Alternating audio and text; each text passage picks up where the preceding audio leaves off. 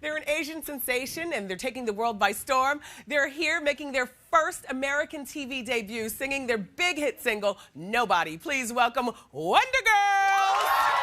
Hello everyone, welcome to the FAB world. I'm Nicole Deschanel, a fashion stylist based in Los Angeles, and I review fashion and K-pop music videos as well as dramas. Today, however, is a different kind of video. So I'm going to take you back to 2009. I was watching the Wendy Williams show and she introduced a group that was being managed by the Jonas Brothers' father. So I was really interested in seeing who it could be. Turns out it was the Wonder Girls. They were singing the English version of Nobody. And to be honest, I was highly confused because they were dressed like they were in the 60s, but it was 2009. 4 years later, my cousin picks me up in her car and she has Taeyeon's Ring-a-Linga playing.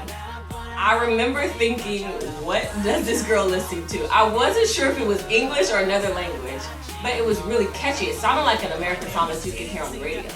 And I remember calling my brother and telling him she listens to some really weird music. I'm not sure exactly what she's into, but it's kind of weird.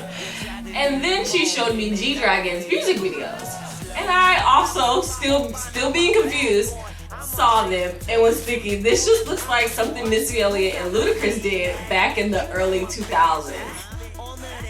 I did not know that this was K-pop. Then I got introduced into Korean dramas. My cousin was watching Rooftop Prince for maybe the 4th or 5th time, and I walked in and looked at the TV and I was like, there's subtitles, there's people dressed in old garb. I didn't know what was going on.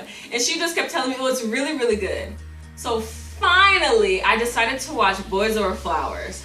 Awesome drama. I think everyone who just jumps into the world of Korean culture should start off watching Boys Over Flowers. And I really just fell in love with how great the acting was in it.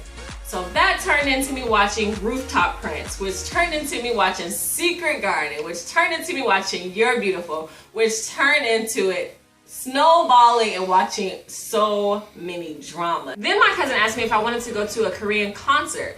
I was really hesitant and unsure about it because the only song I halfway knew was Ring-a-Linga. So I decided to go anyway. I saw Kim Tae-Woo from G.O.D. I saw Sistar. I saw 2PM. And let me just say that the first member I saw from 2PM was Taecyeon. And I thought, oh, he's really handsome. And then 2PM came out to perform and they put June K on the Jumbotron.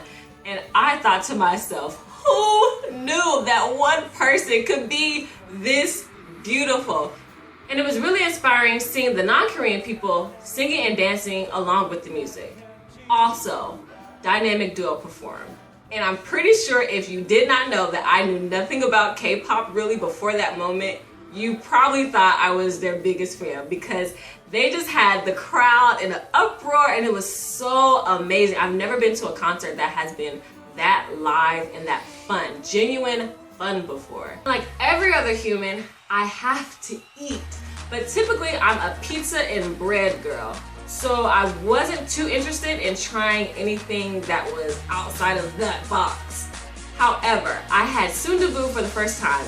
I was really unsure about it because the texture, but the second, third, 20th, 80th, bazillionth time I've had it, it's so delicious. I really, really love Sundubu. Kimchi. At first I just thought it's just spicy cabbage, like really, really spicy cabbage. So I wasn't really interested in that either, but it's definitely grown on me and it's become something that I eat more and more. Maybe not every meal, but I definitely eat it most days out of the week.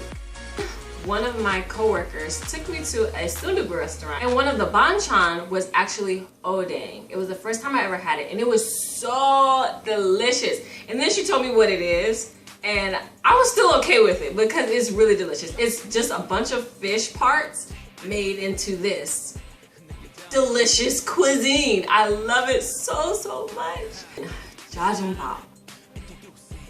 I'm usually not an omelet person, but I love the egg and the rice together with the sauce. It's so delicious. I'm getting hungry right now. So then I went to the CGV in Koreatown, Los Angeles, and I saw this spectacular movie called The Admiral Roaring Currents. And in American school systems, we typically only learn about American culture or world culture that America was also a part of. So I had no idea about the Admiral Lee Sun-shin at all, or this story. So when I saw it and saw how they were such underdogs and he didn't lose any men, watching the movie alone, it made me think about myself. Like, I'm obviously, if these people can do it and they have limited resources, I live in a time where I have unlimited resources at my fingertips. So it made me want to go out and do something, and that's really what got me interested in Korean culture. From there, I taught myself the alphabet, and I knew a couple phrases from all the dramas that I had watched, but I started to begin to take it seriously because of this movie and because of Admiral Lee Sun-shin. I was so inspired. I've never gotten goosebumps watching the movie before, and that was the first time I had gotten goosebumps, and I was crying, pretending I wasn't crying, trying to hide my tears and wipe them at the same time. It was really, really awesome. So after I learned the alphabet, I thought, what's next? I know the alphabet, I can read, but I'm not comprehending what I'm reading at all. And so I went to this website called Conversation Exchange. Really, really great website if you're serious about learning a different language, whether it be Korean or something else. And I've met some of my closest friends on that website who not only can help me with Korean, but we've grown so much that we're involved in each other's lives. And I actually talked to them, and they're in Korea now. Most of them are in Korea now. More than I talk to the people that I went to college with or even high school with, or even, I hate to say it, but my family. I talk to them genuinely, legitimately every single day.